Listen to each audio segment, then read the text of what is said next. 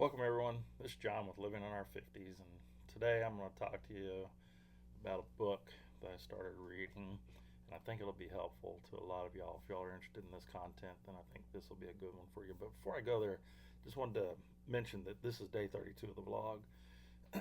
So I completed the first month of the year doing a vlog every single day, and that's big. So I had no idea I'd be able to do that, but I was able to do at least 1 month. So here we go with day 32, February 1st of 2026. So I was watching a show this morning, and they had this author on there. She's a podcaster, kind of motivational person, helping people think more positive. And it's been the theme. The whole reason, really, why I started this whole vlog thing was to help people put more positive stuff out there because there is so much negative out there. But this author, her name's Mel Robbins, and the book is called The Let Them Theory. The Let Them Theory. So I've read chapter one, got a little bit in chapter two, but one of the things in there that really came out and struck me was that she said, imagine, she didn't say imagine, I don't know exactly her wording on it, but think of the people who you love as a melting ice cube, and you only have so much time with those people. That cube is melting. You want to spend quality time with those people. Okay. So have you ever spent way too much energy worrying about what people think, what they say, or why they don't show up the way you hoped? That's exactly what chapter one of the Let Them theory is about. When people show you who they are, let them. I want to keep saying let them, but it's let them. Chapter one, it'll focus on how much peace we lose by trying to control, right? Three things: other people's reactions, other people's choices, and other people's behavior. So we lose peace by trying to control those things of other people. Okay? Their reactions, other people's choices, and other people's behavior. Okay?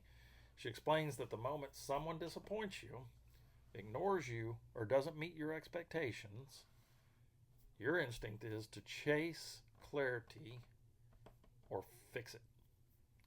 But that's where stress lives. That's what she says. That's where the stress lives. Oh, how freeing is that, huh? Some key lessons that I'm going to share with you is you don't need closure from everyone. Number two, you don't need to explain yourself to everyone. Number three, you don't need to convince anyone of your worth. Okay? That's the one where I got hung up all the time. I was always trying to convince people of my worth, how good I was at whatever it was that we were doing in the homeless ministry. Trying to convince people of my worth. I didn't need to do that. I didn't need to worry about that, but I kept doing it. So, chapter one is about releasing control, not giving up, letting people be who they are, gives you your power back. So, if you want that power back, that's what you got to do is you got to release that control that they don't even know that they have that over you. Okay. Um, have you had a friendship maybe fade because of your expectations of them? Maybe someone who didn't support your growth, your decision. Maybe if it maybe it's in growing with Christ. Maybe it's somebody didn't support you there.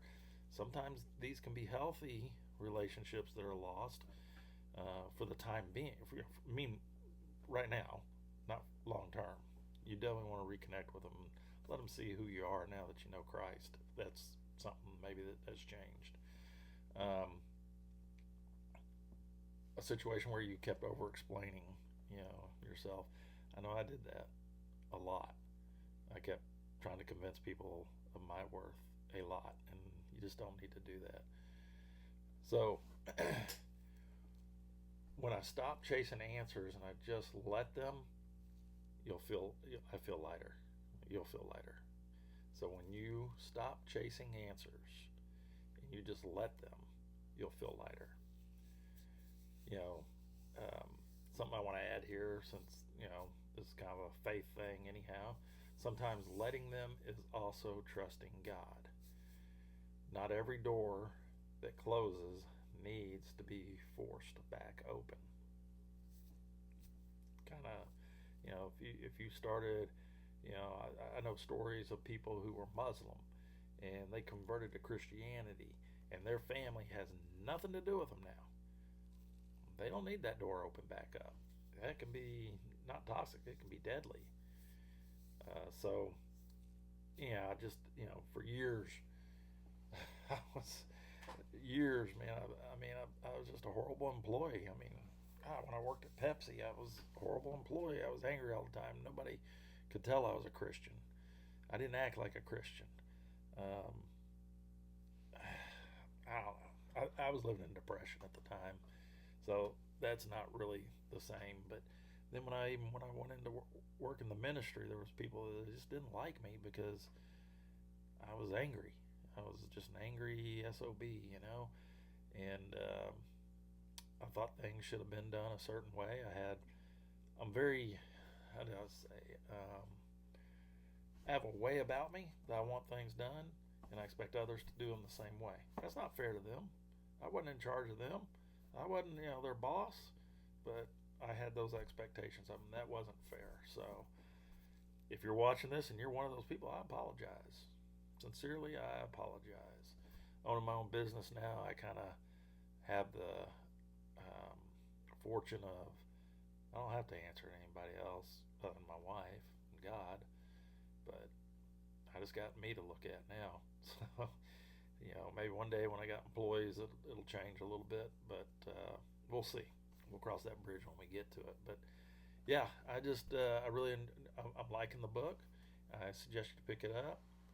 It's a good book to have. I just wanted to kind of just briefly touch on chapter 1.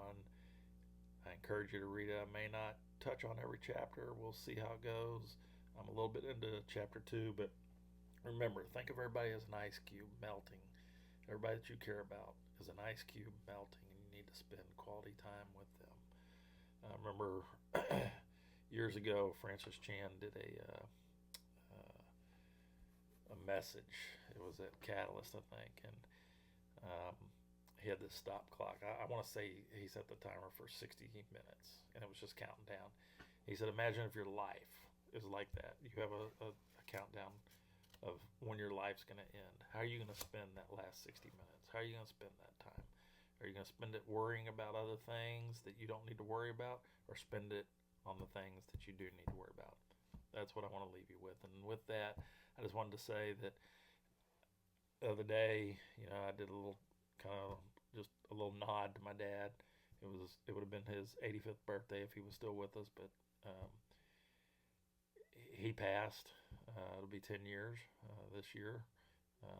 This month actually.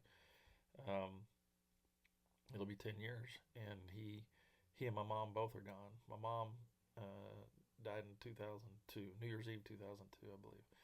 And it's just, I don't have my parents, so we're in our life group. It's our life group. Some of them still have their parents, and it just blows me away to think that people still have their parents with them. When I hear somebody saying, their parents were 90 something years old and how their death was a shock to them or something, I'm just like, really?